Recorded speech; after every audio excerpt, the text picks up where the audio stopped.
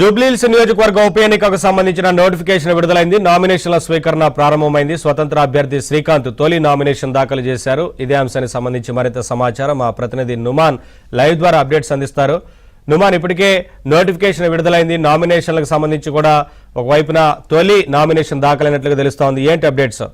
Yes Naveen, Jubilee Hills ఉప ఎన్నికకు సంబంధించి నోటిఫికేషన్ విడుదల కావడంతో నామినేషన్ల స్వీకరణ ప్రక్రియ ప్రారంభమైంది. ఈ నెల 21వ తేదీ వరకు నామినేషన్లు కొనసాగనున్నాయి. ఉదయం 11 గంటల నుంచి మధ్యాహ్నం 3 గంటల వరకు నామినేషన్ల ప్రక్రియ కొనసాగనుందని చెప్పొచ్చు. 22వ తేదీన నామినేషన్ల పరిశీలన, దాని తర్వాత 24వ తేదీన నామినేషన్ల ఉపసంహరణ ప్రక్రియ జరగనుందని చెప్పవచ్చు. సో ఈ నేపథ్యంలో మొదటి నామినేషన్ స్వతంత్ర అభ్యర్థి సిలివేరు శ్రీకాంత్ అనే అభ్యర్థి ఏదైతే తన 2 సెట్ల నామినేషన్లు దాఖలు చేసినటువంటి పరిస్థితి ఉందని చెప్పొచ్చు. మరోవైపు రిటర్నింగ్ అధికారి కార్యాలయం దగ్గర మాత్రం పూర్తిగా పటిష్టమైనటువంటి బందోబస్తును ఏర్పాటు చేశారు. ఇప్పటికే ఇటు షేక్పేట్ ఎంఆర్ఓ కార్యాలయంలో ఏర్పాటు చేసినటువంటి రిటర్నింగ్ కార్యాలయంలో పటిష్టమైనటువంటి బందోబస్తును ఏర్పాటు చేసినటువంటి పరిస్థితి ఉందని చెప్పొచ్చు. మొత్తం దాదాపు జూబ్లీహిల్స్ ఉప ఎన్నికల్లో దాదాపు 4,000 మంది సిబ్బంది విధుల్లో పాల్గొనున్నారు. సో ఇప్పటికే ఇటు జూబ్లీహిల్స్ కు సంబంధించినటువంటి ఉప ఎన్నికల నేపథ్యంలో పకడ్బందీగా ఎలక్షన్ కమిషన్ కూడా ఏర్పాట్లు అయితే చేస్తున్నటువంటి సిచ్యువేషన్ అయితే మనకు కనిపిస్తుందని చెప్పొచ్చు.